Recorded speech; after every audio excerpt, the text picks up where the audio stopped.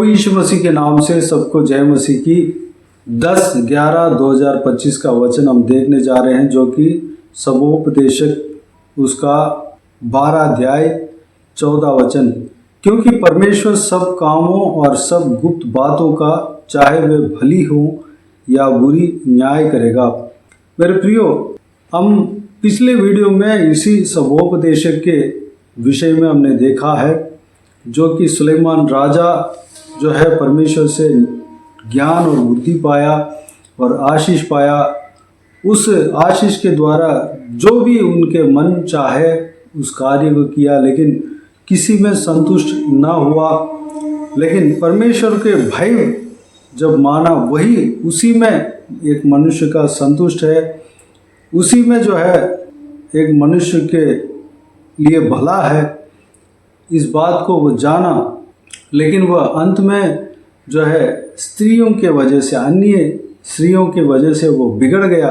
लेकिन वह परमेश्वर के भय जब माना था, उसी समय इस वचन को लिखा है। 13 वचन में पढ़ना चाहूँगा। जिस तरह सुलेमान ने लिखा है, सब कुछ सुना गया, अंत की बात यह है कि परमेश्वर का भय मान और उसकी आज्ञाओं का पालन कर, क्योंकि मनुष्य का संपूर्ण कर्तव्य यही है। मेरे प्रियो, एक मनुष्य का कर्तव्य क्या है? वो यह है कि परमेश्वर का भय मानना है और उसका आज्ञाओं का पालन करना है। यही एक मनुष्य का कर्तव्य है, एक मनुष्य का जिम्मेदारी है। एक मनुष्य जो है उसी के लिए सृजा गया है, क्योंकि परमेश्वर सब कामों और सब गुप्त बातों का, चाहे वह भली हो चाहे बुरी, न्याय करेगा। मेरे प्रियो, हर एक मनुष्य परमेश्वर के द्वारा न्याय की जाएंगे, इसलिए हमें परमेश्वर का भय मानना है। हम पिछले वीडियो में जिस तरह देखा, हम जितना भी परमेश्वर के बिना हम कमा ले पाने के लिए कोशिश करें, हम अपने जो मन में सोचते हैं उसको पालें, वो सब कुछ व्यर्थ है। लेकिन जब हम परमेश्वर का भय मानते हैं, वही एक मनुष्य को संतुष्ट करेगा, संतुष्ट देगा। वही एक मनुष्य का कर्तव्य है। अगर हम जिस तरह हमने देखा, परमेश्वर के राज्य को खोजेंगे और उनके धर्म के खोजेंगे, तो सब कुछ हमारे लिए पूरा किया जाएगा, हमारा सारा ज़रूरतें पूरा किए जाएंगे। मेरे प्रियो, हमें सबसे पहले परमेश्वर का भय मानना है और उसके आज्ञाओं का पालन करना है, क्योंकि मनुष्य का संपूर्ण कर्तव्य है। क्योंकि परमेश्वर सब कामों और सब गुप्त बातों का न्याय करेगा। हमें हमारा चाल चलन का, हमारे हर एक कर्म का न्याय होगा। इस संसार में जो भी व्यक्ति जन्म लिया है, आदम से लेकर जो अंत में जितना भी बच्चे जन्म होने वाले हैं, सबका न्याय होगा। एक भी जन छूट नहीं पाएंगे।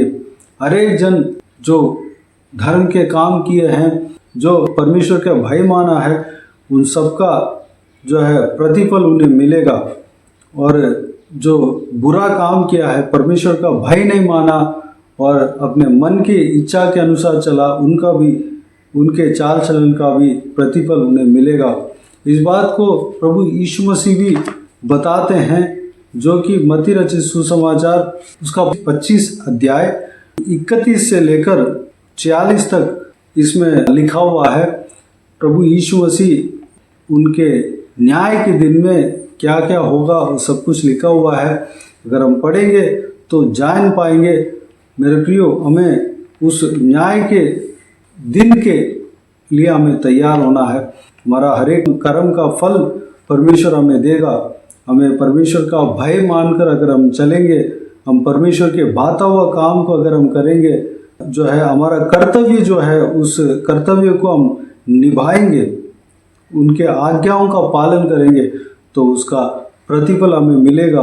उस बात का न्याय हमारे साथ होगा। हम भलाई करेंगे तो भलाई पाएंगे, अगर हम बुरा करेंगे तो उसका भी न्याय हमारे साथ होगा। अगर हमारा पाप जो है क्षमा नहीं किया गया, तो उसका प्रतिफल हमें मिलेगा। अगर हमारा पाप इस अनुग्रह के समय में परमेश्वर प्रभु यीशु मसीह के द्वारा क्षमा किया गया तो हम उस पाप के दंड से बच जाएंगे, उस न्याय से हम बच जाएंगे। मेरे प्रियो, हमें जिस तरह इस वचन में जो आज हमने देखा है, हमें परमेश्वर के भय मानना है और उनके आज्ञाओं का पालन करना है। यही हमारा कर्तव्य है, यह हमारा जिम्मेदारी है, हमारे लिए जो काम परमेश्वर ने दिया है, क्योंकि हमें परमेश्वर न्याय करेगा, हर एक बातों का न्याय करेगा, हमारे भले बुरे काम का न्याय होगा।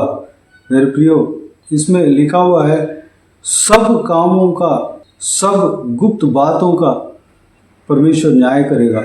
हर एक काम जो है परमेश्वर के बाता हुआ हमारा होना चाहिए। अगर इस तरह अगर हमारा जीवन होगा तो हम जो है न्याय के दिन में हम परमेश्वर का क्रोध से हम बचेंगे। अगर हम परमेश्वर के आज्ञाओं को मानेंगे, परमेश्वर के आज्ञाओं को पालन करेंगे तो हम परमेश्वर के साथ रहेंगे, अनंत जीवन में हम प्रवेश करने पाएंगे।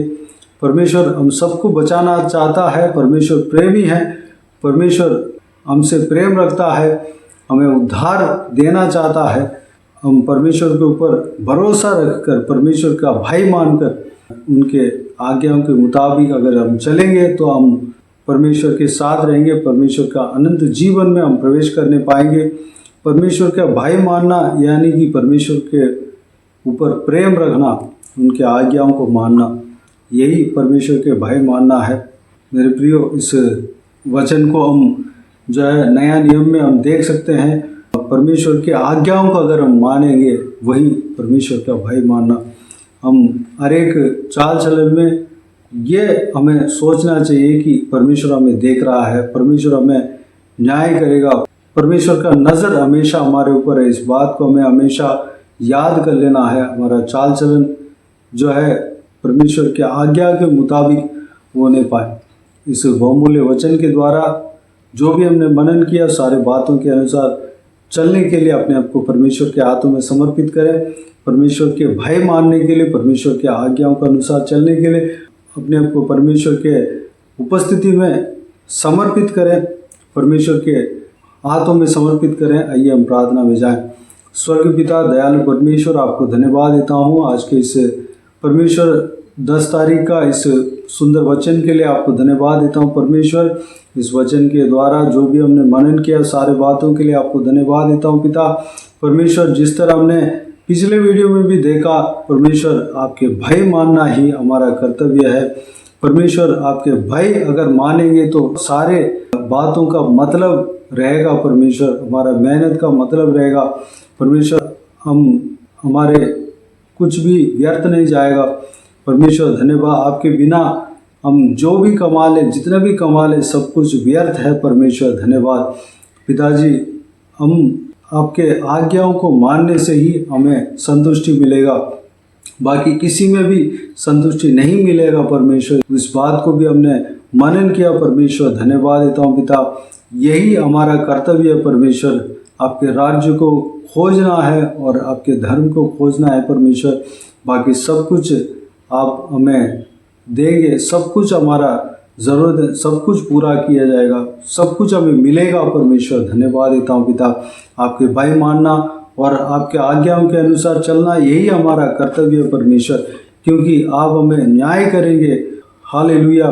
आप परमेश्वर इस बात को मत्ती रचित सुसमाचार में अपने चेलों से आपने शेयर किया पिता। हालेलुया। धन्यवाद देता हूँ परमेश्वर, आपके आगमन में आप किस तरह आएंगे, आप किस तरह न्याय करेंगे, सब कुछ उसमें बताया हुआ है। परमेश्वर, उस न्याय के दिन के लिए हम तैयार होने पाए। परमेश्वर अनुग्रह देना पिता, हमारे हर एक भले बुरे कामों का न्याय होगा परमेश्वर, इसलिए हम पिताजी हम भलाई करने पाए पिता, आपके आज्ञाओं को मानने पाए, आपके भय मानने पाए। परमेश्वर अनुग्रह देना, आपके ऊपर हम प्रेम करना ही आपसे भय मानना है पिता, आपके आज्ञाओं को हम पालन करने पाए, वही आपके भय मानना है। परमेश्वर धन्यवाद देता हूँ पिता, इस बात को भी हम नया नियम में देखते हैं और सीखते हैं। परमेश्वर धन्यवाद देता हूँ पिता।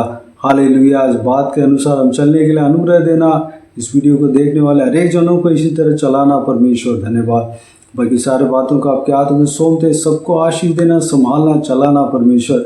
जिनको जो कुछ भी दुख तकलीफ है, सारा दुख तकलीफ को दूर करना परमेश्वर, उनको आज़ाद करना परमेश्वर, परेशानियों को दूर करना, आंसू को पहुँचना परमेश्वर। हालेलुया। जिनको जो कुछ भी प्रार्थना का विषय हो, सारा प्रार्थना का विषय का उत्तर देना परमेश्वर। धन्यवाद। महिलाओं को आपके हाथ में सौंपते हैं, छोटे बच्चों को आपके हाथ में सौंपते हैं, बुजुर्ग व्यक्तियों को आपके हाथ में सौंपते हैं।